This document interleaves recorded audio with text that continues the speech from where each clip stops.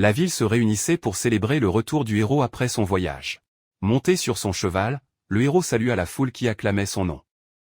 À ses côtés, l'homme en armure, notre protagoniste, a averti tout le monde de garder ses distances pour des raisons de sécurité. Intérieurement, il soupira face à toute cette agitation. Le héros se tourna pour le regarder et l'homme armé marmonna un juron dans sa barbe. Irrité par l'attention que monopolisait le héros, il ne répondit que par un clin d'œil espiègle qui fit hurler et s'évanouir plusieurs filles à proximité, augmentant encore l'agacement du chevalier. La foule s'est rassemblée, tous impatients de croiser le regard du héros. L'un d'eux a affirmé qu'il lui avait fait un clin d'œil, un autre a insisté sur le fait qu'il lui avait souri. L'homme en armure pensa amèrement que Mousle. Comme toujours, il remuait les gens sans se soucier du monde. Plus tard, dans un quartier plus calme de la ville, une porte s'ouvrit, laissant échapper des rires et des murmures d'une taverne. Un homme vêtu d'un manteau entra, attirant quelques regards alors qu'il se dirigeait vers une table où était assis le chevalier. L'homme leva la tête, confus. Quand la silhouette encapuchonnée s'arrêta devant lui. La cape tomba, révélant le visage familier de Mousselet. Le tireur, Warner. Il le salua avec une légère surprise, lui faisant remarquer que le héros ne devrait pas se trouver dans un endroit comme celui-là. Mousselet a répondu que ce n'était pas lui non plus qui parlait, l'appelant leur pisconde.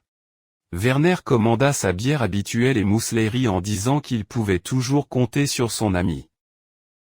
Ils portèrent un toast au retour sain et sauf de Mousselet et burent jusqu'à ce que leur tasse soit vide, se terminant par un ro à l'unisson. Mousselet rit, disant qu'il préférait 1000 fois cette place à n'importe quel siège d'honneur. Werner restait silencieux, pensif. Mousselet, le grand héros, était son ami le plus proche. Je pensais que la vie. Cela a certainement fonctionné de manière étrange. Lors de leur rencontre, Werner n'avait aucune intention de s'impliquer avec lui. Et, pourtant, ils étaient là. La vérité était que l'existence même de Werner dans ce monde était le fruit du hasard. Il était autrefois un Japonais ordinaire, élevé dans une maison ordinaire, travaillant dans une entreprise ennuyeuse et vivant la vie d'un personnage anonyme. Il se souvient parfaitement du jour où tout a basculé, une charrette transportant des enfants s'est renversée et le plus âgé d'entre eux n'a pas survécu. Lorsque Werner rouvrit les yeux, il se retrouva dans un monde tout droit sorti du décor médiéval européen. Des domestiques se précipitèrent, appelant la dame et lui annonçant que le jeune Norse Werner s'était réveillé. Une femme courut vers lui, le visage plein d'inquiétude. Werner, perplexe, pensait que c'était exactement comme une histoire de réincarnation cliché, sauf que cela lui arrivait. Il s'est vite rendu compte que ce monde était le décor d'un vieux RPG auquel il avait joué, une histoire classique dans laquelle le héros avait vaincu le seigneur démon et sauvé le monde. Cela peut paraître amusant à tout le monde, mais Werner savait ce qui allait suivre. Dans la seconde moitié du jeu, l'armée du seigneur démon a envahi la capitale et l'a entièrement incendiée. Cette destruction a servi de toile de fond dramatique au couronnement du héros en tant que roi et, comme le destin l'a voulu, la maison de Werner était située en plein centre de cette ville condamnée. Pour aggraver les choses, son personnage n'était même pas mentionné dans le jeu, juste un autre noble sans visage qui est probablement mort hors écran. Werner a refusé de partager ce sort. Déterminé à survivre, il s'entraîna sans relâche, brandissant sa lance jusqu'à ce que ses mains saignent, forçant son corps et son esprit à devenir plus forts. Au fil du temps, il est devenu suffisamment compétent pour entrer à la Capital Academy. Un après-midi, alors qu'il lisait, quelqu'un l'appela. Un sympathique compagnon le salua, se moquant de lui parce qu'il passait autant de temps le nez dans les livres. Werner a modestement nié être si studieux, mais son camarade de classe a ri, lui demandant de l'aide pour une leçon de sciences politiques difficile et le qualifiant d'étudiant avec la plus haute distinction de l'académie. Werner sourit légèrement, même s'il pensait qu'il n'y avait rien de spécial chez lui, juste un homme qui étudiait désespérément des sujets qui coïncidaient avec sa connaissance du vieux monde. Dans l'espoir de survivre à ce qui allait arriver, le camarade de classe lui a donné un coup de coude et lui a fait remarquer que certaines filles de l'académie le regardaient avec des yeux affamés. Werner a minimisé le commentaire, pensant que son titre noble de fils de comte avait probablement quelque chose à voir avec cela. En réalité, si quelqu'un était vraiment populaire, ce n'était pas du tout lui. C'en était une autre. L'attention de Werner fut attirée sur l'origine des rires et du brouhaha.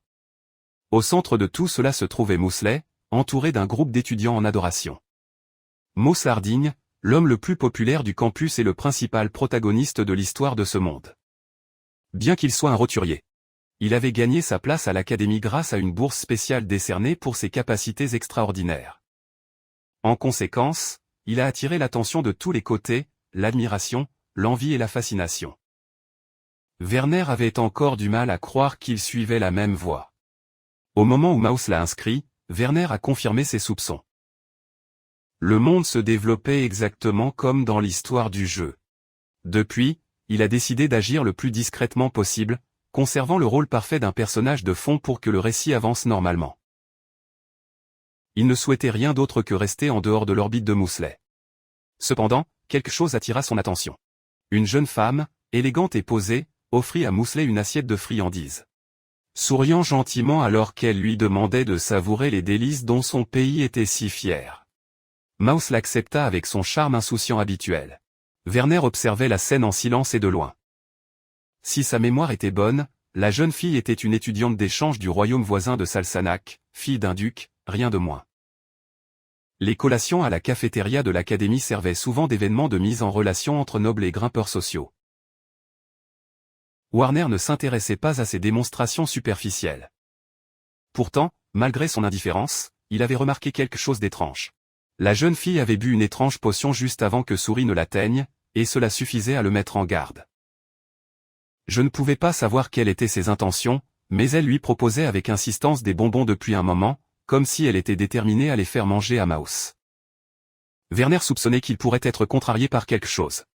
Il essaya de repousser cette pensée, se forçant à se concentrer à nouveau sur son livre. Il se dit fermement qu'il ne s'impliquerait pas, quoi qu'il en soit, cela ne le regardait pas, après tout, il n'y avait aucune chance que le héros meure avant même que l'histoire ne commence. Mousselet ne tomberait pas aveuglément dans un piège aussi évident.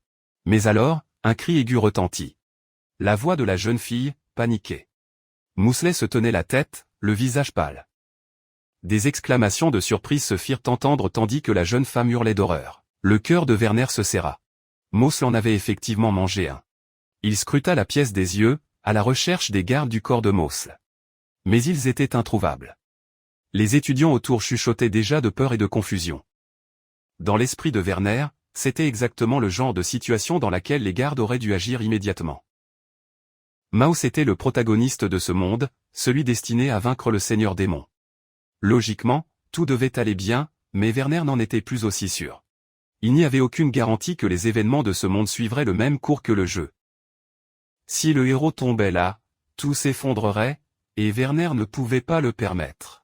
Il se fraya un chemin à travers la foule et s'agenouilla à côté de Maus pour vérifier son état. Le pouls et la respiration du héros étaient stables. Survivrait. Werner a décidé que l'infirmière du campus pouvait s'en occuper. Il se leva et déclara que la réunion était terminée et que Maus avait besoin d'une attention immédiate. La noble protesta, insistant sur le fait que puisque Maus l'avait rendu malade après avoir mangé des sucreries de son pays, il était de son devoir de prendre ses responsabilités et d'appeler un médecin. Mais Werner l'interrompit avec une calme autorité. Transporter Maus en calèche dans cet état serait imprudent, dit-il, et il ne pouvait même pas être sûr que les bonbons en étaient la cause. Si tel était le cas, il ne lui permettrait jamais de supporter cette culpabilité. Il valait mieux faire confiance au personnel médical de l'Académie pour le moment. Le visage de la jeune fille s'assombrit et ses compagnons le regardèrent tandis que Werner aidait Maus, affaibli, à se relever. Elle le tenait par le bras, le faisant sortir de la foule. La tension derrière lui était palpable. Il pouvait presque sentir la haine lui brûler le dos. Pourtant, pensa-t-il avec soulagement, au moins le protagoniste était en sécurité. Pour l'instant. De la façon dont tout s'était passé, tout cela présentait tous les signes d'une tentative d'enlèvement. La question était désormais de savoir comment gérer ce qui allait arriver. Plus tard, à l'infirmerie de l'Académie, la voix ferme de Werner résonna à travers les murs. Il a réprimandé les gardes du corps, exigeant de savoir comment ils avaient pu laisser Mousselet si exposé, ce qu'il pensait, en ne se présentant qu'après que tout était déjà arrivé. L'un d'eux bougea inconfortablement, et un autre tenta de se justifier en disant que, comme Maus rencontrait la fille d'un duc étranger, ils avaient jugé préférable de ne pas intervenir par courtoisie diplomatique. Les pensées de Werner devinrent vives et froides. Il connaissait les risques et laissait quand même le héros tranquille. J'avais du mal à croire à une telle incompétence. Intérieurement, il bouillonnait. Comment pouvait-il être aussi bêtement négligent? Werner leur a ordonné d'agir immédiatement. L'un devait signaler l'incident à un enseignant et l'autre surveiller de près la jeune femme et ses compagnons. Il resterait pour s'occuper personnellement de Mosley. Lorsque les gardes ont hésité, il les regarda et leur cria d'obéir. Surpris, ils se précipitèrent pour exécuter leurs ordres. Werner se tourna vers le lit et tira les rideaux. Maus le suivit inconscient, respirant régulièrement, quoique faiblement. Werner expira lentement. Ils avaient évité de peu une catastrophe. S'ils l'avaient réalisé plus tôt, ils seraient intervenus avant que Souris n'essaie le bonbon empoisonné. Il regarda par la fenêtre. Le monde extérieur était encore calme, car pour l'instant, en temps de paix, les gens ne voyaient pas l'utilité d'un héros, mais ce calme ne durerait pas. Lorsque le seigneur démon refait surface, ce serait Maus qui devrait faire face au chaos. Si quelqu'un essayait déjà de l'attaquer si tôt, l'avenir du héros et le sort du monde entier étaient en danger. Une pensée sombre s'installa dans l'esprit de Werner. Il a admis doucement qu'il ne pouvait pas laisser cela se produire, pas tant qu'il était là. Quelques instants plus tard, Maus remua, gémissant faiblement en ouvrant les yeux. Il avait l'air confus, demandant où il était. Warner, soulagé de le voir conscient, expliqua ce qui s'était passé. Il avait été empoisonné. Même si l'antidote faisait déjà effet, il lui donna une tasse d'eau et lui dit de se reposer. Mosley, abasourdi, essaya de tout comprendre. Werner a expliqué que le poison provenait des bonbons offerts par la jeune femme. Le visage de Maus s'assombrit lorsqu'elle se souvint qu'elle les avait mangés aussi. Il a demandé s'il allait bien. Werner a répondu qu'elle allait parfaitement bien car elle avait ingéré un antidote quelques instants avant que Mo ne l'atteigne. Mo avait du mal à y croire. Quelqu'un issu d'une famille noble ferait-il quelque chose d'aussi imprudent au sein de l'académie? Werner ne le savait que trop bien. Sans leur intervention, Maus aurait été secouru par la jeune fille après s'être évanouie et emmenée à l'ambassade. Le lendemain matin, il l'aurait retrouvée nue à côté d'elle dans son lit et le scandale l'aurait forcé à se marier sous la menace du glaive. Un roturier partageant un lit avec la fille d'un duc serait un outrage qui se terminerait par l'envoi de Maus à Salsanac sous pression politique. Cette révélation laisse Maus sans voix. Werner, imperturbable, ajoute que les familles nobles n'hésitent pas à manipuler les gens de cette manière. Il a averti Maus de rester vigilant. Maus lui sourit de manière inattendue puis éclata de rire. Werner le regarda, confus, lui demandant ce qu'il y avait de si drôle. Maus a seulement répondu que c'était ironique, Werner parlait ainsi, mais lui-même était un aristocrate. Werner lui a demandé s'il savait vraiment qui il était. Maus a répondu que, bien sûr, il savait qu'ils étaient camarades de classe et qu'il voulait lui parler depuis longtemps. Werner soupira et lui dit de s'allonger, il était toujours pâle. Mo le dépassait, mais Werner murmura que l'énergie de Mo ne lui était presque pas naturelle. Peut-être pensait-il que c'était juste une des bizarreries du protagoniste. Maus cligna des yeux, confuse par le commentaire, lorsque la porte s'ouvrit soudainement en grinçant. Werner se tourna brusquement vers le son. Un groupe d'étudiants entra dans la pièce avec un air étrange. L'un d'eux a dit à Werner de partir, qu'ils utiliseraient la chambre maintenant. Werner plissa les yeux avec méfiance. Il les informa calmement qu'un étudiant se reposait à l'intérieur et leur demanda de garder le silence. C'était suffisant pour les provoquer. Le leader apparent fit un pas en avant, d'un ton venimeux, exigeant de savoir à qui cet étudiant de première année pensait qu'il lui parlait ainsi. Werner l'a tout de suite compris. Cet homme n'était pas un étudiant. Leur carrure était trop solide, leurs mouvements trop précis, c'étaient des aventuriers engagés ou de fidèles chevaliers déguisés en étudiants. Il l'a compris instantanément. Ils devaient avoir prévu de prendre Mosley, affirmant plus tard que c'était leur devoir national de prendre soin de lui. Juste une autre manœuvre politique. Werner n'a pas hésité. Il a attaqué le premier. Son poing frappa le visage de l'homme, le faisant tomber au sol. En un instant, Werner avait déjà sa lance en main, la pointe brillante. Il a touché le sol avec la crosse de son arme. Adopter une position ferme. Dans son esprit, la décision était déjà prise. Pour protéger le héros, il traiterait cela comme une véritable bataille. Il ferait tout ce qui était nécessaire, attendant l'arrivée des secours. Ils étaient nombreux et forts, mais il lui suffisait de gagner du temps pour que l'agitation attire un professeur. Les autres se sont précipités vers lui, les armes levées. Mais avant qu'il puisse l'atteindre, une rafale coupa l'air. Maus, parfaitement réveillé, a donné un coup de pied volant au visage de l'un des assaillants. L'homme est tombé face contre terre, du sang coulant de son nez. Maus atterrit à côté de Werner, le visage sérieux et déterminé. Werner le regarda brièvement, surpris par l'intensité de son regard. Les attaquants restants hésitèrent, déconcertés par le changement soudain du rythme des combats. Moss les regarda, son aura vive et imposante, la présence indubitable d'un héros. Sans hésitation, Moss chargea en avant, ses poings volant alors qu'il éliminait ses adversaires les uns après les autres. Chaque coup était précis et puissant, envoyant ses ennemis au sol. Lorsque le premier a essayé de se relever, Moss l'a immédiatement achevé, le laissant complètement immobilisé. Werner resta un moment immobile, stupéfait. Dans son esprit, il ne pouvait que s'émerveiller. C'était une véritable démonstration du pouvoir d'un héros. La fluidité de ses mouvements, la force implacable, la présence bouleversante. C'était comme regarder un chef-d'œuvre en action. Les héros, pensait-il, étaient vraiment à un autre niveau. Lorsque tous les assaillants tombèrent, Moss se tourna vers lui. Il était haletant, mais souriait largement, son énergie presque contagieuse. Il lui a demandé avec impatience si elle allait bien. Werner lui assura que c'était le cas, grâce à son intervention rapide, puis il lui rendit la question. Après avoir plongé tête baissée dans le combat, Moss a admis avec un sourire excité que ses mains étaient un peu engourdies, mais que tout irait bien. Werner ne pouvait s'empêcher d'être étonné. C'était Mousselet même affaibli par le poison. Il avait cru que la situation allait devenir dangereuse, mais l'apparition soudaine du héros avait tout changé du tout au tout. Werner ressentit un profond soulagement. Une fois qu'il a remis le héros au professeur et rédigé le rapport, il a enfin pu se détendre. Puis, une voix aiguë l'interrompit. Un professeur était arrivé. Exigeant de savoir ce qui s'était passé. Moss se figea, essayant de former des mots tout en reprenant son souffle. Werner pensait que le moment n'aurait pas pu être plus opportun, l'aide était arrivée juste au moment où ils en avaient besoin. Il salua le professeur et lui expliqua rapidement la situation. Le professeur regarda les hommes tombés éparpillés sur le sol, les yeux écarquillés. Werner déclara calmement qu'il remettrait un rapport détaillé plus tard, mais pour le moment, il semblait clair que ces hommes n'étaient pas des étudiants de l'académie. Le professeur parut visiblement alarmé. Werner a poursuivi en expliquant qu'ils avaient été attaqués et qu'il semblait que quelqu'un avait délibérément envoyé ces hommes à leur poursuite.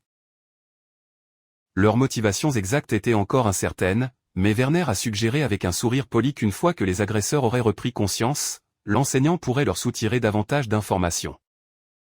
Le professeur hocha la tête et ordonna immédiatement aux étudiants qui l'accompagnaient d'appeler le reste du personnel. Ils s'enfuirent précipitamment. Werner pensait tranquillement qu'il serait préférable de laisser son père s'occuper du désordre politique qui s'ensuivrait. À la suite de l'incident, les gardes du corps de Moss ont été accusés de ne pas avoir protégé le héros et démis de leurs fonctions. L'Académie a approché Werner pour lui demander de prendre sa place en tant que nouveau gardien de Mousselet, mais il a rejeté l'offre sans hésitation. Quelques jours plus tard, alors que Werner lisait, Mousselet s'est approché de lui et lui a demandé conseil sur un sujet qui le préoccupait. Werner ne pouvait s'empêcher de penser qu'il n'aurait jamais imaginé que les choses se termineraient ainsi, que Moss, le héros lui-même, s'attacherait autant à lui. Moss lui a demandé de lui apprendre l'étiquette appropriée pour une cérémonie à venir. Werner soupira intérieurement. Non pas qu'il pouvait refuser après tous les ennuis que Moss lui avait causés, et il ne voulait pas un autre chaos comme avant, alors il accepta, décidant de l'endurer pour le bien de l'histoire qui avance comme elle le devrait. Au fil du temps, leur relation s'est approfondie. Ils ont fait face ensemble à d'innombrables événements, entraînements, études et batailles, et peu à peu ils sont devenus inséparables, des compagnons en tout point, sauf le nom. Ils ont trouvé leur propre rythme. Profiter de la vie à l'académie à leur manière, malgré le lourd sort qui les attendait. Finalement le jour arriva, le véritable début du match. La bousculade démoniaque marqua le début du grand concours. À partir de ce moment, le monde a commencé à évoluer selon le scénario du destin. Werner et Moss se sont battus côte à côte, surmontant bataille après bataille, unis par la camaraderie et une détermination commune. Et dans cet instant de clarté, Werner a fait un vœu silencieux, si sauver le monde signifiait perdre Moss, alors il défierait le destin lui-même, changerait le cours du monde avant de permettre que cela se produise. C'était la légende qui allait se raconter à travers les siècles, l'histoire du héros qui sauvait le monde et de l'ami le plus proche qui refusait de le laisser tomber. Werner était autrefois un simple employé de bureau, jusqu'au jour où il se réveilla dans le corps d'un enfant dans le monde d'un jeu vidéo auquel il avait joué des années auparavant. Un RPG classique où le héros devait vaincre le seigneur démon. Alors qu'il récupérait des fragments de mémoire, une sombre vérité est apparue, il était né de nouveau en tant que personnage secondaire non pertinent destiné à mourir dans un massacre à grande échelle au milieu de l'histoire. Ce n'était pas le genre de fin qu'il souhaitait, heureusement, le moment où il se réveilla était avant le début des événements du jeu, s'il se souvenait correctement de l'histoire, il pourrait changer son destin. Décidant de survivre, Werner s'est lancé dans le travail et les études, se surpassant sans relâche. Mais ce faisant, il a accidentellement fini par gagner l'admiration du protagoniste de l'histoire. Le héros lui-même. Le héros s'appelait Mo le Jardin, un roturier admis à l'académie grâce à une bourse spéciale pour son talent exceptionnel. Malgré ses origines modestes, sa personnalité brillante et son charisme naturel séduisent tout le monde. Werner, conscient de l'importance cruciale de Mo pour le sort du monde, l'évita d'abord, craignant que toute intervention ne modifie le cours des événements. Mais au fil du temps, leurs chemins ont continué à se croiser et ils sont finalement devenus des amis proches. Moss, cependant, était aussi imprudent que gentil. Les problèmes semblaient le suivre partout. Le jeu n'avait même pas commencé et il était déjà en danger. L'anxiété de Werner grandissait à mesure qu'il se demandait comment l'histoire allait se développer. Au fil du temps, il s'est rendu compte qu'éviter Maus avait été une erreur pour lui. Le héros avait besoin de conseils. Werner a décidé de le soutenir jusqu'au jour où Maus accomplira son destin et vaincre le Seigneur démon. C'est alors que la nouvelle parvint à l'académie d'une bousculade démoniaque. Leur instructeur expliqua qu'il s'agissait d'une épidémie massive de démons qui se produisait environ tous les 20 ans. L'école contribuerait à l'effort de confinement. Pour Werner, c'était le début officiel du match. Son estomac se serra avec inquiétude. Je savais ce qui allait arriver. Dans l'histoire originale, la bousculade a été bien plus dévastatrice que prévu. Cela a coïncidé avec la résurrection du Seigneur démon, causant des pertes catastrophiques.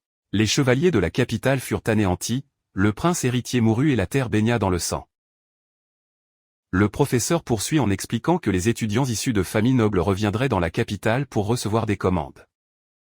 Tandis que ceux d'origine commune rejoindraient les escouades de soutien pour transporter du ravitaillement et soigner les blessés. On leur assura que ces escadrons avaient peu de chances d'être attaqués, mais qu'ils devaient néanmoins rester vigilants. Werner calcula mentalement les probabilités. Les chevaliers en première ligne seraient anéantis. Moss, bien sûr, se jetterait en danger pour protéger les autres, et Werner, assigné à ses côtés, mourrait probablement aussi. S'il voulait survivre, il devait renforcer ses défenses et planifier une stratégie avant le début de la bousculade. Perdu dans ses pensées, il ne remarqua pas que Maus l'appelait jusqu'à ce que la voix ferme du héros le ramène à la réalité. C'était l'heure de la pause et Werner n'avait pas bougé d'un pouce. Embarrassé, il s'est levé brusquement et a dit qu'il rentrait chez lui. Masa eut l'air confus, lui rappelant qu'ils avaient prévu d'aller chercher des poignards au magasin d'armes. Warner s'est excusé et a déclaré qu'il devait préparer la prochaine bataille, en rassemblant des effectifs et des ressources. Il pourrait y aller une autre fois. Moss a pris cela comme une blague, affirmant que Warner exagérait. Mais son expression resta ferme. Cette fois, il n'y avait aucune garantie. Les choses pourraient ne pas se passer comme d'habitude. Maus haussa les épaules, promettant de suivre l'exemple de Werner comme toujours. Mais Werner lui dit qu'ils ne seraient pas ensemble. Le statut noble de sa famille signifiait qu'il serait affecté à une autre unité. L'enthousiasme de Moss s'évanouit instantanément, son expression s'assombrissant. Werner soupira intérieurement. Je ne m'attendais pas à cette réaction. Parfois, Mousselet lui rappelait un chien aimant.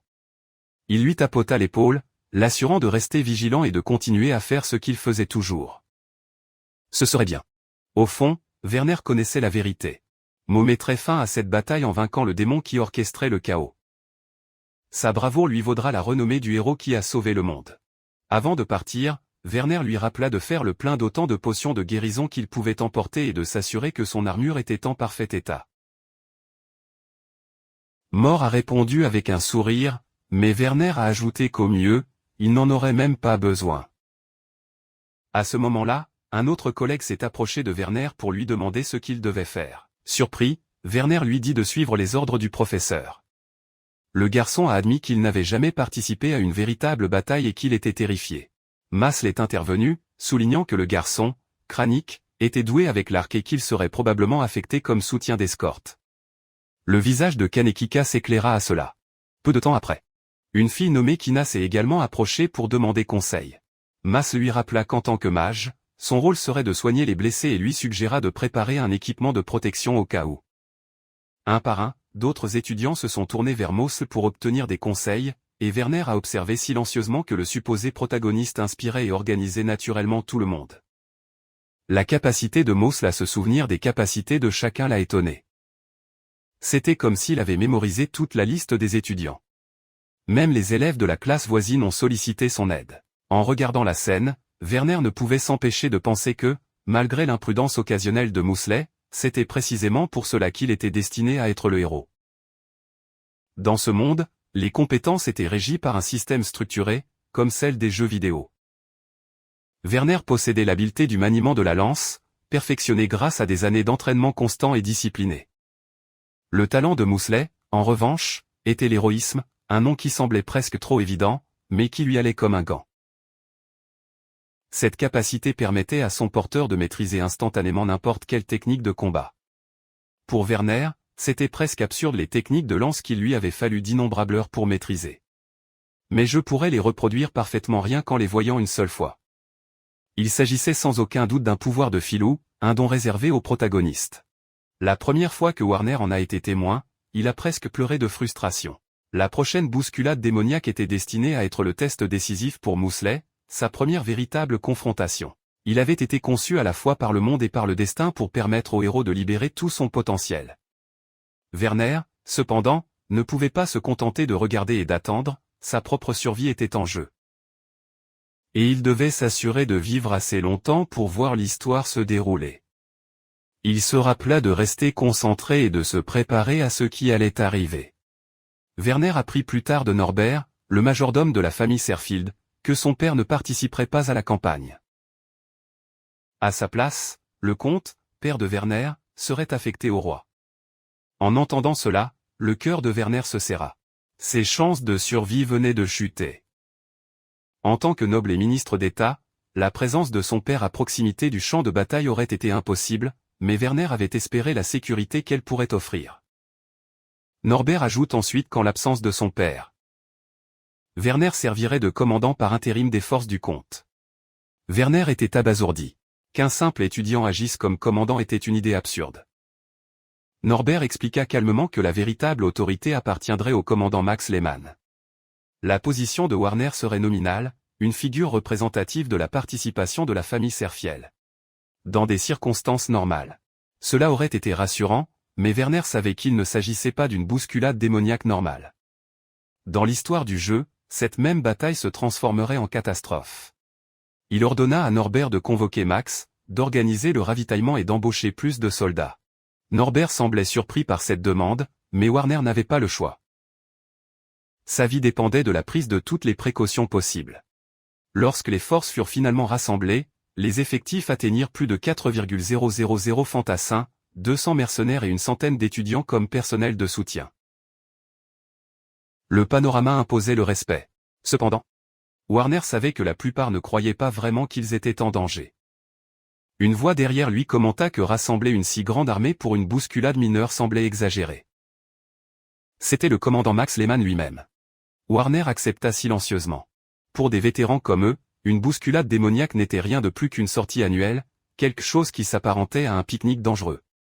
Au cours des années précédentes, la famille Surfield, étant une famille de fonctionnaires plutôt que de guerriers, n'envoyait généralement que quelques représentants, parfois seulement 5, aux côtés de Mac. Cette fois, Warner avait personnellement recruté une centaine d'hommes. Pour ceux qui sont habitués aux bousculades ordinaires, ce niveau de mobilisation a dû paraître excessif. Warner aurait aimé qu'ils puissent ressentir ne serait-ce qu'une fraction de la peur qu'ils ressentaient, mais leur confiance était inébranlable. Il était néanmoins reconnaissant qu'ils aient accepté ces préparatifs. Non pas qu'ils puissent révéler qu'ils savaient ce qui les attendait. Le commandant du premier peloton, Ourogin, a déclaré que cette campagne serait probablement calme pour la première bataille du petit-fils du roi. Warner hocha la tête à l'extérieur. Mais intérieurement, il tremblait. Les commandants suprêmes de l'expédition étaient le prince héritier et son fils, le petit-fils royal, tous deux héritiers du trône. Dans la chronologie du jeu, ils y mouraient avec la plupart des chevaliers de la capitale. Leur mort déclencherait le chaos politique qui alimenterait plus tard l'histoire de Mosley en tant que héros. Warner, cependant, voulait désespérément empêcher cette chaîne d'événements de se dérouler. Je savais que c'était peut-être trop attendre, mais je devais essayer. Alors qu'ils examinaient la logistique de la bataille, Max se pencha et suggéra à Werner de profiter de l'occasion pour saluer le comte Ier, commandant de l'armée voisine. Werner fronça les sourcils à cette pensée. La famille Fierst était une maison militariste, contrairement aux Urfield, qui étaient principalement des administrateurs civils. Malgré cela, les deux familles entretiennent des relations cordiales en raison de leur territoire voisin et de leur réseau commercial commun. Avec un soupir résigné, Werner accepta de lui présenter ses respects. Il charge Origène de superviser les troupes en son absence et part avec Max. À leur arrivée, le comte du bastion Tam Offiers reconnut immédiatement Werner comme le fils du fidèle ministre.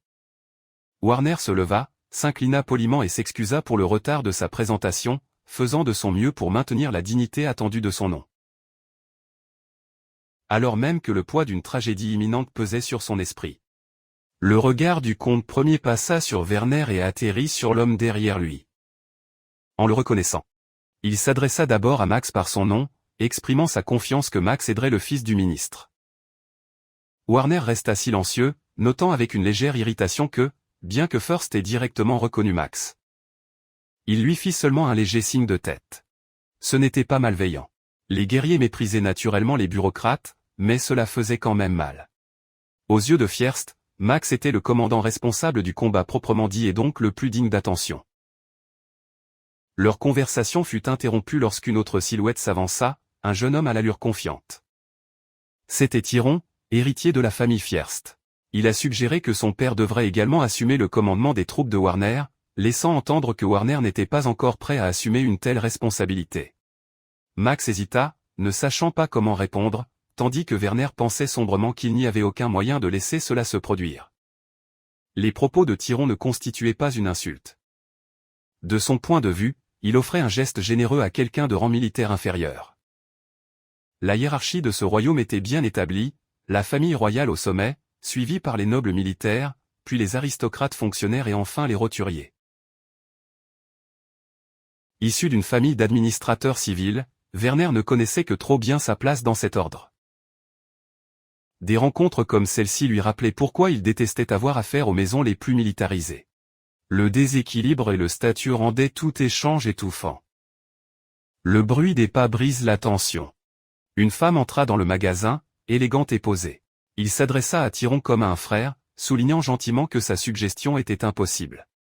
C'était Hermine, la deuxième fille du comte, si Werner se souvenait bien.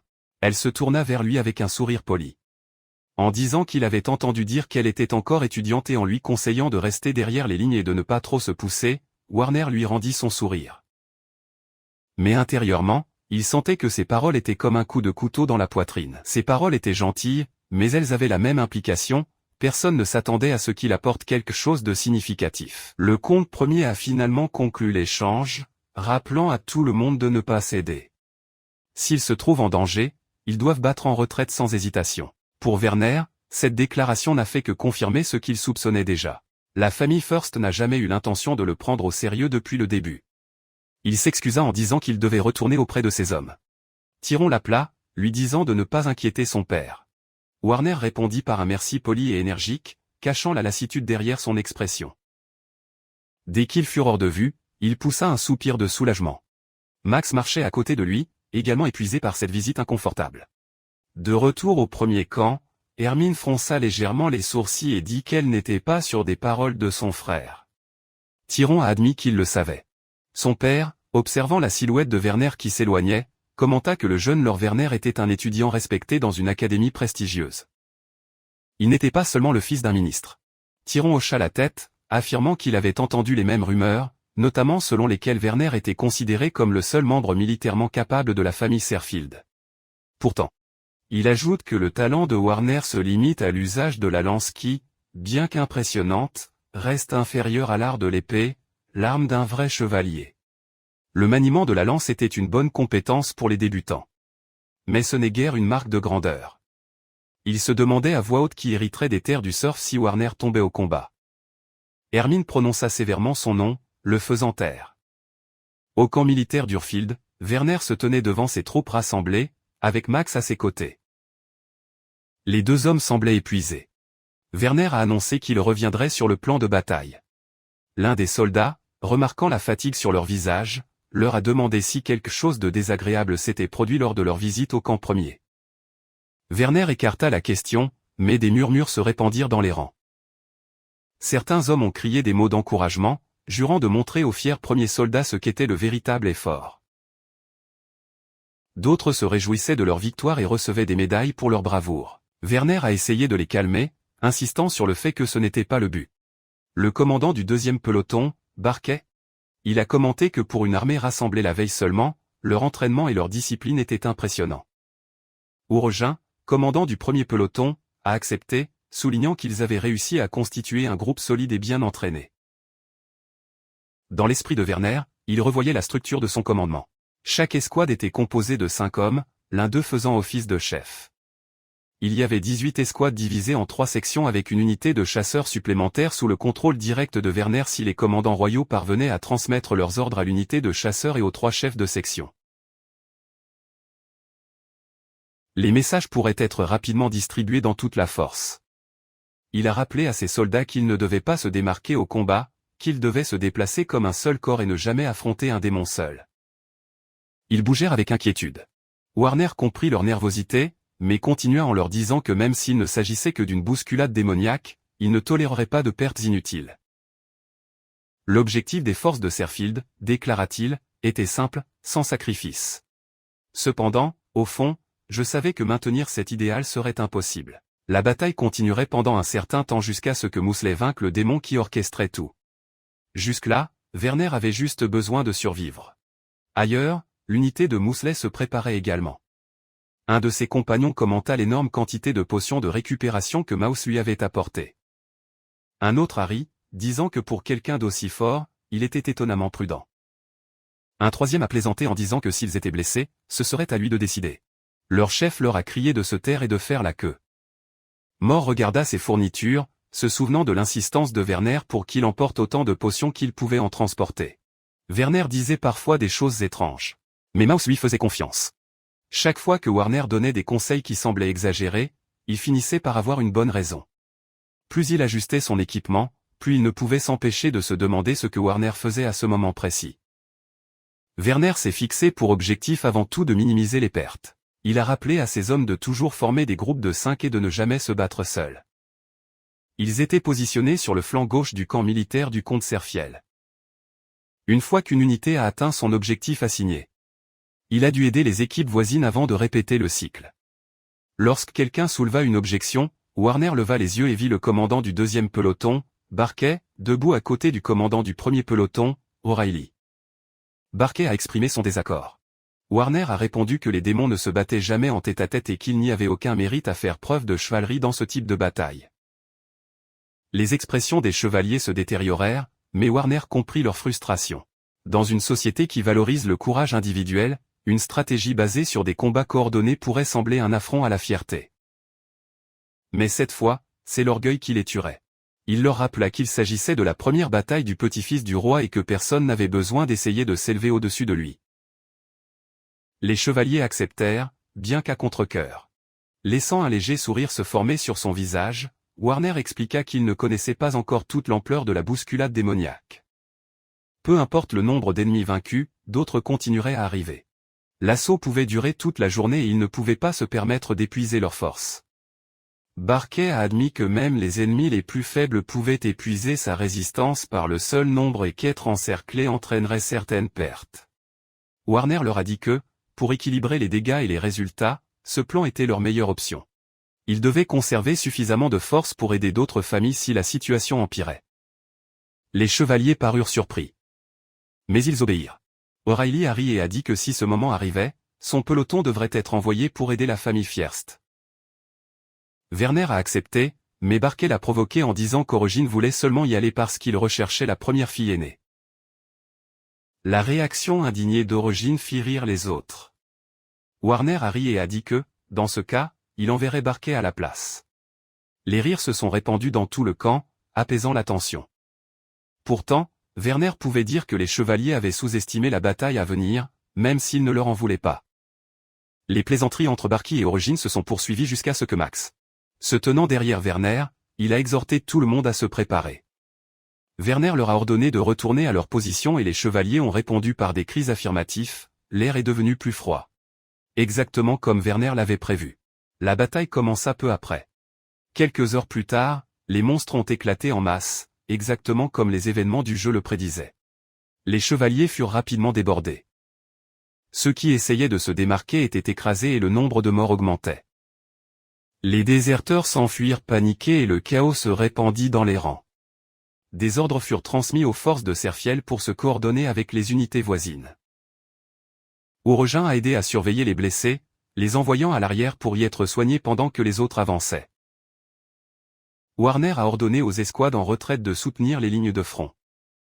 Tout en se regroupant, les chevaliers de Serfield ont maintenu leur formation même s'ils évacuaient les blessés du champ de bataille. Le corps de Werner s'est progressivement adapté au chaos. Pour chaque monstre vaincu, un autre apparaissait. Il n'eut pas le temps de réfléchir ni même d'essuyer le sang de son visage. Heureusement, son corps bougeait instinctivement. Laissez la formation prendre le dessus là où la raison vacillait. Il a rappelé à ses hommes de maintenir leur formation et d'éviter d'avancer trop loin. Il respirait fort, mais il était reconnaissant qu'ils aient suivi le plan. S'ils parvenaient à tenir la ligne jusqu'à ce que Maus vainque le monstre principal, la victoire leur appartiendrait. Alors que les combats se poursuivaient, les appels à l'aide résonnaient sur tout le terrain. Les déserteurs se multiplièrent et Werner sentit la frustration lui brûler la poitrine. Leurs troupes, bien que nombreuses pour une famille de bureaucrates, étaient encore mineures par rapport aux armées royales et nobles. Les chevaliers royaux d'élite défendaient le flanc droit, tandis que la première famille militaire protégeait le gauche. La position de loyauté entre eux était sûre pour le moment, mais si l'un des flancs s'effondrait, il serait piégé et anéanti. En tant que commandant et pour sa propre survie, Werner ne pouvait pas permettre que cela se produise. Il envisagea d'envoyer des renforts, mais la fière famille First rejetterait toute aide si elle lui était proposée trop tôt. Le moment était crucial. Max a crié aux autres d'utiliser les corps tombés comme boucliers de fortune. Werner l'a appelé pour lui poser des questions sur sa situation. Max a répondu qu'il n'y avait aucun problème de son côté. Mais que les autres forces nobles avaient trop avancé et été repoussées. Les familles alliées ont eu du mal à se regrouper. Werner hocha sérieusement la tête, comprenant la situation. Puis un cri aigu se fit entendre. Le cri d'un chevalier traversa le bruit du champ de bataille. Werner serra fermement sa lance, frappa un monstre et se précipita vers l'homme tombé. Il ordonna à ses soldats de retenir la créature et s'agenouilla à côté du chevalier. Vérifier s'il était encore en vie. Le blessé balbutia, mais parvint à murmurer sa gratitude. Werner réalisa que le chevalier appartenait à l'unité du comte premier. Interrogé sur les autres, le chevalier trembla et avoua qu'il ne savait pas. Un moment, il se débattait et le moment suivant, il pouvait à peine s'accrocher à la vie. Werner a compris. Il ordonna à ses camarades de soigner immédiatement les blessures du chevalier. Même les chevaliers les mieux équipés souffraient aux côtés des soldats esclaves. Werner hésita s'il devait envoyer des renforts ou attendre encore un peu. En fin de compte, il a décidé de ne pas affaiblir la force globale de son entreprise par un sauvetage précipité. Il appela Barquet et lui ordonna, dès que son unité serait prête, de se déplacer pour soutenir les forces du comte premier. Il leur fallut se regrouper tant qu'ils disposaient encore d'hommes capables de combattre. Pendant ce temps, sur le flanc droit, les troupes du comte premier étaient engagées dans une bataille brutale. Fier s'haranguait ses hommes, les exhortant à ne pas faiblir face à ce qu'il appelait des ennemis faibles, mais en réalité il était profondément perturbé. Les démons se comportaient étrangement.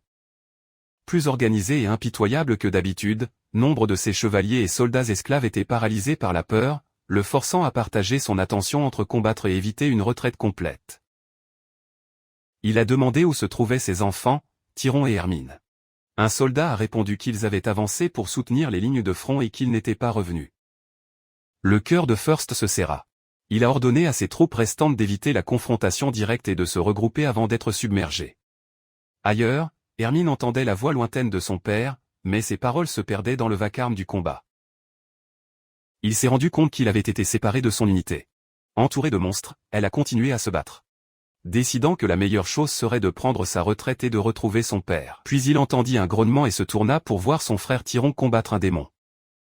Il courut à ses côtés et frappa la bête. Ensemble, ils continuèrent à se défendre, leurs épées brillant parmi le carnage, bien qu'ils fussent supérieurs en habileté et en armure. Ils parvinrent à peine à éviter les coups fatals. Hermine cria aux chevaliers autour d'elle d'appeler des renforts, mais un autre cri désespéré déchira l'air. Il se retourna et vit un de ses soldats coincé dans la gueule d'un monstre. Avant que quiconque puisse réagir, la créature l'a déchiré. La rage et le désespoir lui brûlaient la poitrine. Elle ordonna aux soldats qui pouvaient encore se battre de se replier derrière elle et de ramasser les morts alors qu'il se retirait vers la position de son père. Un chevalier, la voix tremblante, demanda comment il pourrait faire cela si les monstres continuaient à arriver. Un autre démon grogna et se jeta sur eux. Hermine se força à tenir bon, leur ordonnant de ne pas se recroqueviller et de rester ensemble.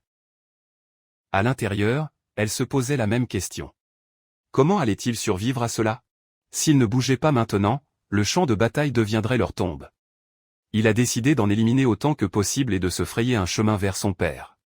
Réduisez leur nombre encore et encore jusqu'à ce qu'un espace soit ouvert. Mais avant qu'elle ne puisse attaquer à nouveau, une ombre s'éleva sur elle. Il se retourna juste à temps pour voir les mâchoires d'une énorme bête se refermer sur son corps. La salive de la créature coulait sur son visage. Puis, une coupure soudaine déchira le monstre en deux, du sang éclaboussant son armure. Une voix autoritaire retentit, ordonnant aux troupes de ne pas avancer et de maintenir position. Hermine cligna des yeux à travers le sang et la confusion, essayant de voir qui était arrivé. Quand ses genoux cédèrent, elle sentit des bras puissants l'attraper avant qu'elle ne tombe au sol. Renforcement. Mais quelle armée? C'était un bateau. Il la regarda et reconnut en elle la fille du comte premier. Elle réussit à le remercier et lui demanda son nom. Barquet s'est présenté comme un chevalier de l'unité de Serfield, envoyé par Lord Werner pour lui apporter son aide. Hermine était abasourdie. Que la famille Serfield, de toutes les maisons, avait envoyé de l'aide. Entre les difficultés précédentes et ce soudain sauvetage organisé, il était évident que Serfield avait réussi à inverser la tendance en sa faveur. Il a félicité Barquet et a demandé si tout cela était le travail de son commandant. Barquet a répondu que tout était sous les ordres de Lord Bernard. Il expliqua que les forces nobles blessées se regroupaient derrière leur ligne et suggéra que les premières troupes battent également en retraite. Si possible, il lui a demandé de persuader Earl First de profiter de l'opportunité. Hermione hésita. Son père et son frère considéreraient probablement que compter sur Serfield était une humiliation. Cependant, il a également compris l'opportunité que cela représentait d'arracher la victoire au bord de la défaite. Il remercia Barquet et promit de parler immédiatement à son père. Sur le flanc gauche, la rumeur se répandit dans les rangs du comte Ser Faithful selon laquelle les troupes du comte Fierst les rejoindraient. Max rapporta que les armées nobles qui s'étaient retirées auparavant reprenaient le combat. Darnan hocha la tête, satisfait, même au milieu du chaos épuisant, il réfléchit que la seule raison pour laquelle ils n'avaient pas été anéantis était que leurs ennemis étaient encore des créatures inférieures. Si la bataille se terminait maintenant, il pourrait peut-être encore préserver ce qui restait de l'ordre. Mais cette pensée ne fit qu'aggraver son inquiétude. Quelque chose ne collait pas. Il a prié pour que le maître démon le vainque bientôt. Dans le jeu, il n'y avait aucune trace claire de la façon dont les chevaliers s'étaient comportés, et cette incertitude le tourmentait. Puis un cri retentit derrière lui. Des voix de triomphe. Les soldats criaient que l'ennemi battait en retraite. Une autre voix s'est exclamée que leur résistance avait enfin porté ses fruits. Vernon se figea. Victoire? Masley avait-il déjà tué le boss monstre? Mais cela n'était pas encore censé arriver. Dans le jeu, cette victoire n'est survenue qu'après l'anéantissement des chevaliers. Quelque chose avait changé, quelque chose d'invisible. Vernon se ressaisit rapidement et appela Max. Il ordonna aux troupes de se regrouper et aux blessés de prendre des potions à l'arrière. Max hésita, mais Bernard ne l'interrompit pas, disant qu'il n'avait pas le temps de discuter. Il fallait qu'il se prépare. Il se rendrait à l'armée principale pour rendre compte directement au prince héritier. Les soldats ont éclaté de joie, criant que la bataille était gagnée et que la victoire leur appartenait. L'un s'est exclamé que le combat avait été brutal, mais que les chevaliers royaux avaient montré leur force. Max et Bernet ont commenté que grâce au leadership de Bernet, son unité avait subi très peu de pertes. C'était un résultat extraordinaire. Il ajouta qu'il ne restait plus qu'à donner l'ordre de poursuivre les démons en fuite. Mais alors qu'il se tournait vers Vernéan, il réalisa qu'il ne l'écoutait pas. Le visage de Vernéan était tendu. Quelque chose n'allait pas. Rien ne correspondait à la manière dont les événements se déroulaient dans le jeu. Max l'a exhorté à se dépêcher. L'ennemi battait en retraite et avait besoin d'ordre. Mais l'esprit de Bernan s'attardait sur un détail. Les démons fuyaient-ils vraiment ou se dispersaient-ils simplement? Max confirma qu'ils se déplaçaient en formation vers la forêt. L'inquiétude de Bernan s'intensifia. Il ordonna à Max de rassembler les troupes et de distribuer les potions de l'arrière, lui disant de s'assurer que les blessés étaient soignés. Max commença à protester, mais Bernet ne l'interrompit pas. C'était un piège. A annoncé qu'il irait lui-même dans l'armée principale. Max restait silencieux. Réalisant que Vernéan était complètement sérieux, elle le regarda s'enfuir, ses bottes éclaboussant le sol ensanglanté. Le chemin étroit du champ de bataille était jonché de cadavres, et le mélange visqueux de sang et de fluides insectoïdes rendait chaque pas dangereux. L'odeur de la mort était suffocante. Même se tenir debout était un effort, mais il força son corps épuisé à avancer. Il n'avait pas le luxe de s'arrêter. Pas quand il était le seul à savoir ce qui allait se passer. Alors qu'il approchait du camp royal, il fut arrêté par la lueur des épées croisées. Les chevaliers gardant le périmètre lui bloquèrent le passage. Vernéan a exigé qu'on le laisse passer. Il avait un rapport urgent pour son Altesse le prince héritier. Les gardes ont refusé, disant que ce devrait être le commandant du flanc gauche qui ferait le rapport. Le cœur de Bernéan battait à tout rompre. S'il suivait la voie officielle, il serait trop tard. S'il perdait ne serait-ce que quelques minutes, l'armée entière pourrait être perdue. Il essaya de les raisonner, mais les chevaliers ne cédèrent pas, il entendit des fragments de leur conversation, ils se félicitaient, ils étaient membres du second ordre des chevaliers, ravis de la victoire. L'un d'eux se vantait que vaincre le chef démon avait été un magnifique exploit. Un autre a ri en disant que les choses avaient été compliquées pendant un moment, mais que maintenant c'était fini. Les démons fuyaient pour sauver leur vie. Un troisième a émis l'hypothèse que le manque de peur de la magie des monstres devait être dû au contrôle du meneur. Tout le monde a ri, soulagé et confiant. Quelqu'un a fait remarquer qu'il serait facile d'éliminer les retardataires. Un frisson parcourut la colonne vertébrale de Bernan. Il croyait sincèrement que la bataille était terminée. Personne n'a compris ce qui allait arriver. Puis il entendit une voix claire et familière. Noble et sûr. Le petit-fils royal demanda à son père la permission de poursuivre l'ennemi. La voix sereine du prince héritier l'accorda. La panique s'empara de Bernan. Il cria au prince en lui disant qu'il avait quelque chose d'urgent à signaler. Les chevaliers autour de lui se tendirent, horrifiés. Personne ne s'adressait ainsi au prince. Des murmures utiles s'élevèrent. L'un d'eux a aboyé en disant qu'il était scandaleux qu'un noble mineur puisse parler sans autorisation à l'héritier royal.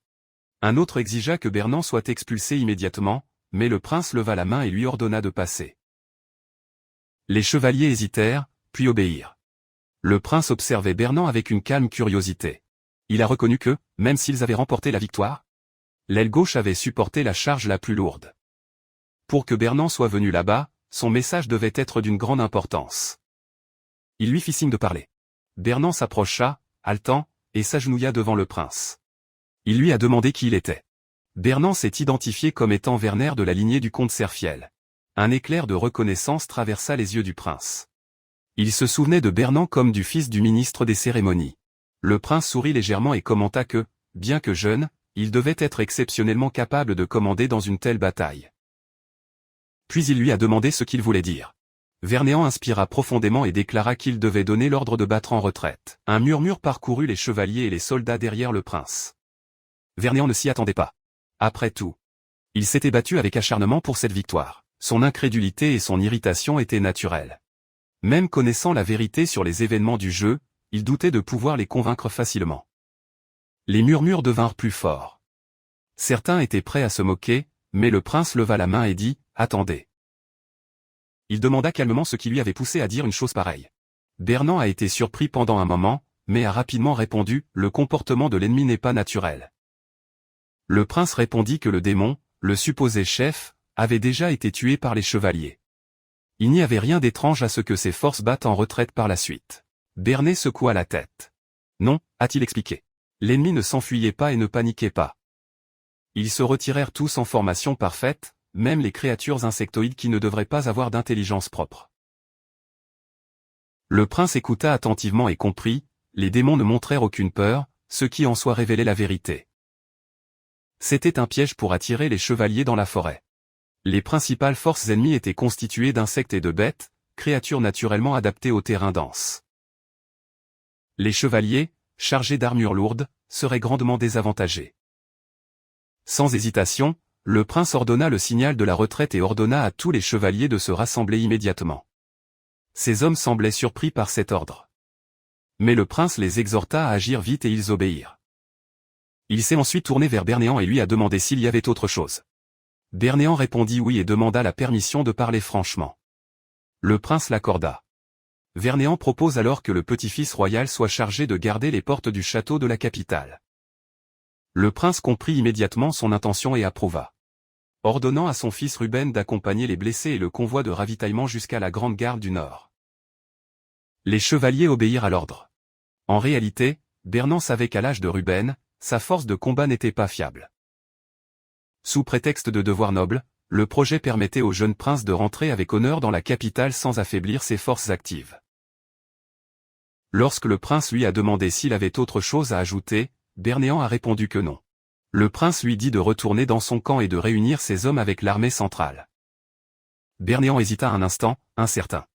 Mais le prince le rassura que de nouveaux ordres arriveraient une fois le déploiement terminé. Bernan, réalisant que son service était loin d'être terminé. Il sourit et accepta.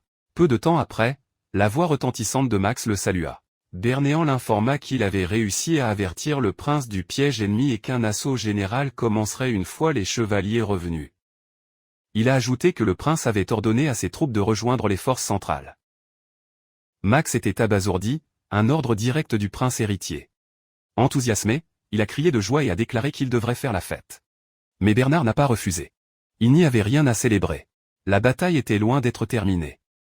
Dans son cœur, il savait que le combat ne ferait que s'intensifier. Max, ne comprenant pas son argument, insista sur le fait que c'était un honneur, mais Vernéan se contenta d'acquiescer avec hésitation. Leur conversation fut interrompue lorsqu'un des hommes de Vernéan rapporta que la fille du comte était arrivée. Vernon se tourna avec surprise pour voir Hermine approcher. Elle s'est excusée de l'interruption, expliquant qu'elle était venue lui parler en urgence. Bernéan a tenté d'expliquer qu'ils avaient reçu l'ordre royal de se déplacer vers le centre pour la prochaine bataille. En apprenant le piège de l'ennemi, Hermine fut momentanément abasourdie. Mais il se ressaisit rapidement, estimant que sa décision de venir avait désormais encore plus de sens. Elle s'inclina profondément, exprimant sa gratitude et ses regrets, admettant que sans l'aide de Bernan elle ne serait pas en vie. Les yeux de Vernéan s'écarquillèrent de surprise tandis que les souvenirs de leur première rencontre lui revenaient. Il n'a pas pu formuler une réponse adéquate. Hermine devient alors sérieuse et lui demande conseil sur la stratégie d'unification du flanc gauche de la famille royale. Son expression ne laissait aucune place au refus et Werner n'avait d'autre choix que d'accepter. Lorsqu'elles atteignirent le centre de l'armée, les forces bernoises étaient à leur limite. Chaque pas pesait plus que le précédent. Son corps, épuisé par l'effort et la tension constante, répondait à peine. Devant le camp principal, il trébucha légèrement, marmonnant que même marcher était devenu fatigant. Max lui conseilla de se reposer jusqu'à ce que de nouveaux ordres viennent du prince. Pourtant, alors qu'il se dirigeait vers le centre, d'innombrables nobles, pas seulement ceux du clan premier, demandèrent conseil à Bernan. Max a plaisanté en disant que toute cette attention avait dû renforcer son ego, riant aux éclats. Bernan le corrigea en disant que c'était en fait surtout Miss Hermine qui l'avait approché. Max rit à nouveau, le traitant de modeste et le félicitant pour la précision de ses recommandations. Bernan essaya de le nier, mais Max continua, surpris de posséder un esprit aussi tactique et aiguisé. En réalité, Bernan estimait qu'il ne méritait pas de tels éloges. Tout ce qu'il avait dit provenait de connaissances empruntées à sa vie antérieure, et non de sa propre sagesse. Il doutait que même les stratégies apprises dans les livres puissent tenir sur un véritable champ de bataille. Avant qu'il puisse réfléchir davantage, un chevalier arriva avec un décret officiel. L'homme s'est agenouillé et a transmis un message de son Altesse le prince héritier. Lord Werner Bonserfield reçut le pouvoir de commandement. Il devait diriger plusieurs unités nobles et les positionner sur le flanc droit du corps principal en préparation du prochain assaut ennemi. Bernan a accepté l'ordre avec humilité, même si intérieurement il était abasourdi. Non seulement il combattrait à l'avant-garde, mais il portait désormais la responsabilité de coordonner plusieurs unités aristocratiques. Ses soldats ont éclaté de joie en entendant cette annonce, leur voix remplie de fierté et d'enthousiasme. Cependant, Bernéan ne pouvait s'empêcher de se demander à quoi pensait le prince héritier. Il était encore étudiant, confronté à sa première vraie bataille. Max et Barquet s'approchèrent et lui tapotèrent l'épaule, lui assurant que même s'il était nerveux, il avait déjà prouvé qu'il était plus que capable. Alors que d'autres avaient été négligents, Vernéan était resté calme, analysant le déroulement du combat et répondant avec précision. Ils lui promirent que les troupes de Serfield soutiendraient pleinement chacun de ses ordres. Avec un sourire optimiste, Max ajouta qu'ils avaient beaucoup de potions auxquelles résister. Ces hommes suggérèrent à l'unisson leur accord, mais Bernan connaissait la vérité. Je n'étais pas nerveux, j'étais épuisé. Les éloges de ses camarades de classe et d'Hermine semblaient immérités. Il connaissait simplement l'issue des événements et avait agi en conséquence. Concevoir sa stratégie en fonction des résultats d'une histoire qu'il avait déjà jouée. Ce n'étaient pas des idées originales, mais des souvenirs d'une autre vie. Et maintenant, face à un véritable champ de bataille, il n'avait aucune garantie que ses tactiques théoriques fonctionneraient. Le poids du commandement l'oppressait. Il se força néanmoins à sourire et remercia ses hommes, cachant ainsi son conflit interne. Il ne dissiperait ses doutes qu'après avoir survécu à cette bataille. Pour l'instant, il devait tenir le coup jusqu'à ce que Moss, le héros destiné au jeu, vainque le démon. Serrant le poing, il réaffirma sa détermination et commença à imaginer des formations dans son esprit, priant pour la victoire rapide du héros.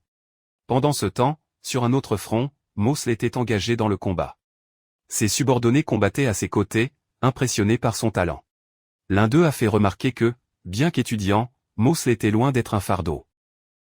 Il était étonnamment capable. Moss répondit au compliment en s'inclinant, et son camarade Lugence ajouta que l'abondance des potions de guérison avait été une bénédiction. Au début, il pensait que Moss exagérait en emmenant autant, mais maintenant ils virent sa sagesse. Lorsqu'on lui a demandé pourquoi il les avait récupérés, Moss a expliqué que c'était grâce au conseil de Vernon. Elle l'a décrit comme un ami brillant et digne de confiance, toujours à l'écoute des autres. Il se souvenait à quel point il avait été nerveux lorsqu'il avait été nommé pour la première fois dans l'équipe de recherche. Et comme Bernan lui disait simplement de rester vigilant et de continuer à faire ce qu'il faisait de mieux, ses compagnons furent surpris d'apprendre que ce Bernan était un noble. Moss lui sourit, disant que son ami ne s'était jamais montré arrogant ou distant malgré son statut. Le groupe resta silencieux un moment lorsqu'on mentionna que les forces principales rencontraient des difficultés. L'expression de Moss se tendit, mais il les rassura rapidement, leur assurant que Vernéan irait bien. Il était toujours préparé, précis avec sa lance et restait calme sous la pression. Lucan hocha la tête, disant qu'ils devaient localiser rapidement le commandant ennemi, sinon pour eux-mêmes, du moins pour l'ami de Moss. Mais avant qu'ils aient pu continuer, un bruit soudain parcourut la forêt. Lucan a immédiatement ordonné à tout le monde de s'accroupir. Un murmure lointain s'amplifia. Un bruit inquiétant se rapprochait de plus en plus à travers les arbres. Puis, une voix dure et féminine traversa l'air, aiguë et moqueuse.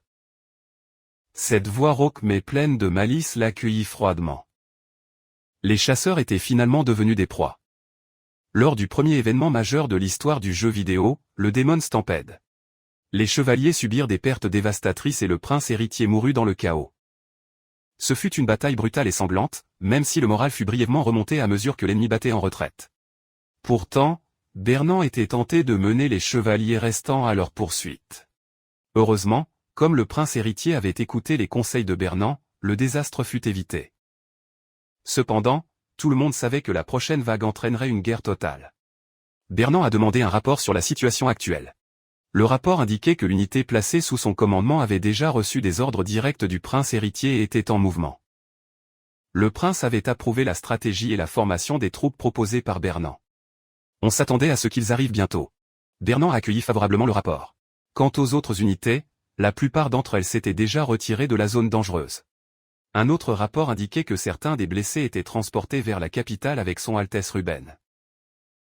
Bernan s'arrêta lorsqu'il reconnut ce nom, le petit-fils royal. Continua le chevalier. Disant qu'il reculait tout en sécurisant le périmètre autour de l'entourage du prince. Max a commenté que grâce à la prévoyance de Werner, ils avaient évité d'être dépassés et lui a exprimé sa profonde gratitude pour son leadership. Bernet a répondu que la partie difficile ne faisait que commencer. En se déplaçant vers le flanc droit de l'unité principale, le prince héritier a géré la situation avec calme et efficacité. Maintenant que le piège de l'ennemi avait échoué, leur prochain mouvement serait sans aucun doute un assaut à grande échelle. Malgré les préparatifs de retraite du corps principal, le prince ne montra aucun signe d'abandon du camp central. Sa détermination en tant que commandant, choisissant de ne pas abandonner ses hommes, était admirable. Un messager cria soudain vers Bernéan, rapportant que l'unité de leur ranier avait été réorganisée. Lady Tchenkov a confirmé que l'unité de Gok avait terminé son déploiement après avoir rétabli la chaîne de commandement. Bernéan a loué ses efforts, mais s'est figé lorsque 3 personnages importants sont apparus devant lui, Tchenkov, Rini et Oliver Gok. À l'intérieur, j'étais abasourdi. Pourquoi le prince héritier confierait-il à un étudiant le commandement de soldats aussi vétérans? À quoi pensait votre Altesse? Max a présenté Bernéan aux soldats d'élite rassemblés, annonçant que le prince héritier lui-même l'avait nommé commandant. Bernéan se présenta, observant silencieusement que Tchenko et Ranish venaient tous deux de familles nobles, mais sans titre propre. Sa famille étant de rang comte était techniquement supérieure, donc s'appeler Nord n'était pas un problème. Ranish a commenté que même si c'était la première campagne de Bernéan, sa capacité à lire les mouvements ennemis était admirable, souriant en le disant. Berné pensait que Ranish avait clairement beaucoup plus d'expérience. Mais il répondit humblement que la prudence lui avait bien servi en livrant sa première bataille. Ranish rit, louant sa modestie. Vermeer a compris qu'un tel éloge pouvait être une simple courtoisie. Les ordres du prince héritier ne leur laissaient d'autre choix que de coopérer, peu importe ce qu'ils pensaient réellement. Malgré les échanges polis, Bernéan se demandait s'il y avait des arrière-pensées derrière ses propos. Le champ de bataille n'était pas un endroit pour la trahison, mais il ne pouvait se débarrasser du sentiment de méfiance qui le rongeait. Duncock a mentionné que, sur son chemin, il avait écouté les soldats qui avaient reçu des conseils tactiques de Bernéan et qui faisaient l'éloge de lui. Il a ajouté que c'était un honneur de combattre sous son commandement. Lorsqu'il demanda l'avis de Gok, le mercenaire accepta, soulignant le bon jugement de Bernéan sur le front. Il expliqua qu'en tant que mercenaire, son rôle était simple, exécuter avec excellence tout ordre qui lui était donné. Jacob s'est dit satisfait de voir que tout le monde partageait la même détermination et Rinisa a signé son accord. Bernéan resta silencieux pendant quelques secondes. L'attitude de Gok, en tant que soldat professionnel, était facile à comprendre et Bernéan appréciait qu'il ne fasse pas d'histoire, mais à propos des 2 autres, il ne pouvait se débarrasser de ses doutes quant à leurs intentions.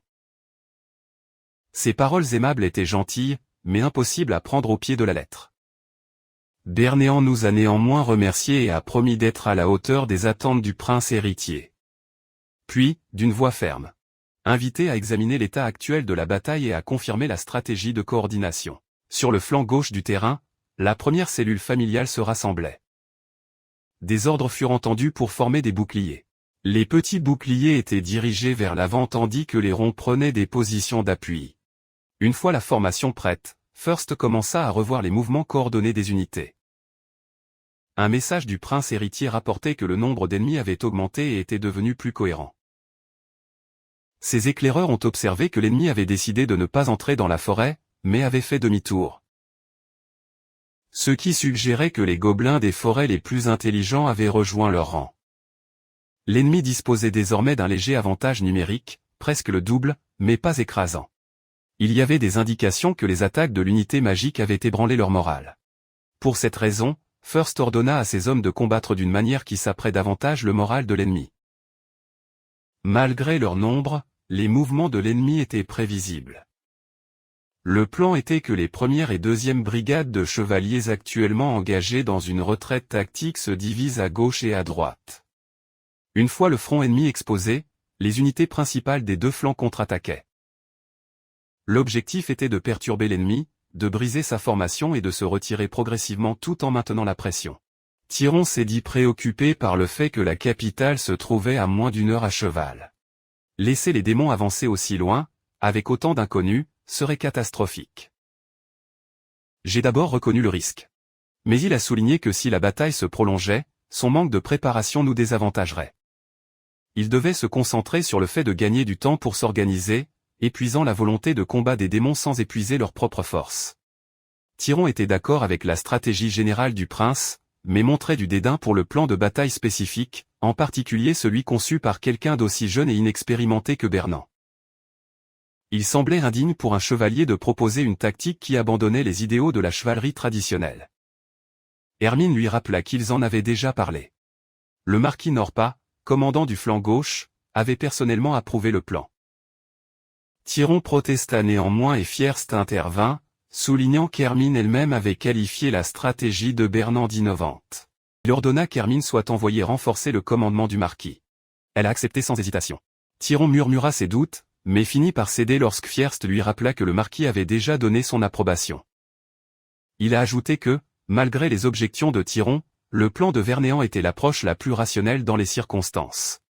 Un gentleman démontrait sa valeur par des résultats, pas par des cérémonies. En tant que noble, il devait également tenir compte du coût en vies humaines, y compris celle de leurs soldats assermentés. Tyron essaya de répondre. Mais First poursuivit, avertissant que même si la vague actuelle était principalement composée de démons faibles, personne ne savait quand quelque chose de bien pire pourrait apparaître. Il semblait que l'armée avait déjà vaincu un démon considéré comme un chef. Mais il y avait toujours un marionnettiste caché qui manipulait les événements depuis l'ombre. La recherche de cette présence était toujours en cours, même si First doutait que les équipes d'éclaireurs dispersées soient préparées à une telle menace. Si le véritable ennemi apparaissait, ce serait quelque chose de bien plus terrible que les petits démons, murmuraient les officiers entre eux. Certains ont fait remarquer que dans une situation comme celle-ci, ce serait à leur tour d'agir. First a répondu qu'il espérait que cela n'arriverait pas à ce point, mais l'implication était claire. Pendant ce temps, les troupes de Warner avançaient. Leurs lignes se déplaçaient régulièrement sur le terrain. Dernan nota avec satisfaction que les chevaliers étaient enfin en mouvement.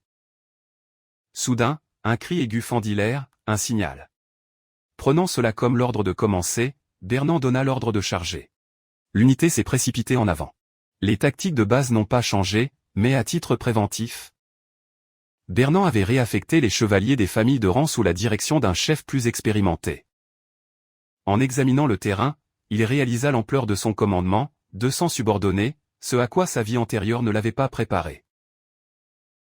Tout avait été organisé à la hâte, mais leur système de messagers transmettait efficacement les ordres au capitaine. S'il parvenait à maintenir cette coordination, le plan pourrait réellement fonctionner. À son signal, la ligne de front recula en séquence, suivie de l'ordre aux unités arrières de lancer leur sort de feu. Des flammes éclatèrent, engloutissant les rangs ennemis. Warner observa attentivement. L'effet fut immédiat, l'ennemi commença à paniquer. Peu importe à quel point il le voyait, la nature de la magie continuait de le dérouter. Une fois libéré, son effet disparaissait instantanément, sans laisser de traces. De derrière, les soldats criaient avec enthousiasme, émerveillés par la façon dont l'ennemi avait rompu la formation grâce au timing précis de Bernéan. Il les corrigea mentalement, pensant qu'il ne faisait qu'exécuter les ordres du prince héritier. Au fond, il savait qu'il n'était pas motivé par l'humilité, mais par la connaissance de la manière dont tout devait se dérouler. La vitesse et le contrôle du prince héritier l'ont même impressionné.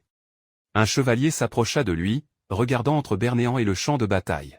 Il s'est présenté comme Guatechtel, de la 2e brigade de chevaliers. Bernéan l'a reconnu. Guatechtel est resté un moment avant d'expliquer qu'il souhaitait évoquer les mouvements du flanc droit. Lorsque Bernéan l'interrogea sur les derniers ordres de l'unité principale, Guatechtel répondit qu'après avoir porté un coup décisif, il devait se coordonner avec le flanc droit pour repousser l'ennemi. Bernéan a compris que Guatechtel recherchait une coopération entre ses forces. Il s'enquiert du statut de la 2e brigade. Guatechtel a signalé que les pertes augmentaient, mais qu'il pouvait tenir le coup pour le moment. Bernéan a noté que l'homme parlait comme un vétéran chevronné. En réalité, il souhaitait que les chevaliers de la force principale puissent retourner au camp central, où ils étaient en infériorité numérique. Pour protéger le prince héritier. En raison des manœuvres précédentes, les 1re et 2e brigades avaient été séparées. Bernéan a approuvé le rapport et a demandé à Wachel de rejoindre le flanc droit et avancer aux côtés de l'unité principale pour renforcer ses défenses. Lui-même se rendrait au centre pour assister directement le prince héritier. Watstage le regardait silencieusement, son expression illisible. Puis il parla, demandant si Werner. Issu d'une famille de comtes, il n'était pas épuisé. La question a surpris Warner. Son ton était aigu, presque provoquant. L'esprit de Bernéan s'emballait. Était-il en colère? L'accusait-elle de mettre imprudemment en danger ses propres chevaliers pour le bien du prince? Il imagina les pensées derrière ce regard pénétrant. Peut-être que Guatechtel voulait dire que son devoir en tant que chevalier était de protéger le prince et que Bernéan se dépassait, ou peut-être voulait-il dire que les hommes de Warner étaient épuisés et devaient changer de position. Mais Guatechtel ne connaissait pas la situation sur le flanc gauche. Si leur combat était féroce, il serait impossible de bouger. Et à ce moment-là, les troupes de Warner, positionnés juste à droite du corps principal, ils étaient les seuls capables de manœuvrer rapidement. Warner murmura qu'il comprenait, même si intérieurement il craignait le risque. Il ne voulait pas se mettre en danger, mais si le prince héritier mourait là-bas, le commandement de l'armée s'effondrerait complètement et ils seraient tous dévorés par les démons qui avançaient. Ainsi, Bernan a expliqué qu'il n'y avait aucune autre unité disponible pour les remplacer. Chacun devait agir dans ses limites. Watestein resta silencieux. Bernan a ajouté que, dans le pire des cas, l'ennemi pourrait briser sa position. Watestein trembla puis déclara son respect pour la détermination de Bernan. Il a été surpris, donc Guatechel n'était pas en colère après tout. Le chevalier s'inclina profondément, bien plus que ce à quoi Werner s'attendait, surprenant les soldats à proximité. Guatechel a déclaré que, malgré sa jeunesse, l'intégrité et le sang-froid de Vernéan étaient vraiment inspirants et qu'il était lui-même ému en tant que gentleman. Puis, avec un esprit renouvelé, il s'est retourné et s'est éloigné. Vernon resta immobile un moment avant que Max n'arrive en courant, essoufflé. Le général adjoint était éclaboussé de sang. Bernan a demandé ce qui s'était passé. Max s'essuya le visage, s'excusant de son apparence. Bernan a qualifié leur arrivée de parfaite et a ordonné à l'unité de Surfield de se déplacer vers le centre du camp pour aider le prince héritier.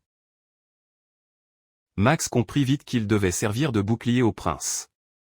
Warner fut surpris lorsque Max mentionna à quel point il était remarquable de voir un chevalier d'une autre brigade exprimer si ouvertement sa gratitude et son admiration à son égard. Être à la fois un subordonné loyal et un stratège compétent à l'âge de Werner était, de l'avis de Max, extraordinaire. Un bref et gênant silence suivit. Werner a compris le malentendu. Les autres pensaient qu'il se préparait à se sacrifier et à gagner du temps jusqu'à ce que Mosley, le protagoniste, batte l'ennemi final. En réalité, si la situation devenait désespérée, son instinct serait de fuir. Il n'avait jamais compris que sa détermination pouvait être interprétée comme un héroïsme désintéressé. Max était ému, se rappelant à haute voix comment Werner était devenu un jeune homme si admirable. Cela a réveillé chez Werner sa propre nostalgie de l'époque où ils s'entraînaient ensemble dans la cour. Max jura de le servir fidèlement et Werner, bien qu'incertain, lui dit que chacun ferait de son mieux. À l'intérieur, il voulait dissiper le malentendu. Mais la situation exigeait toute son attention. Il appela à nouveau Max, lui ordonnant d'avancer et de briser la ligne de front ennemie. Une fois qu'ils l'ont traversée, il devait maintenir l'élan et couvrir le prince héritier. Pendant ce temps, loin de l'armée principale, l'équipe de recherche de Meaux faisait face à un ennemi implacable. Le commandant démoniaque était entré dans la mêlée et, bien qu'il se soit battu avec acharnement, le démon a continué à se régénérer. Le groupe échangea des regards inquiets, ne sachant que faire. Personne ne s'attendait à ce que cet adversaire soit un véritable démon. Ils ont posé des questions sur l'état de Mosley. Il a insisté sur le fait qu'il allait bien. L'emmarmonac attaqué le corps principal aurait dû faire du bien. Mais ce n'était pas comme ça. La jeune fille répondit que même lorsqu'un coup dur était porté, la créature guérissait instantanément.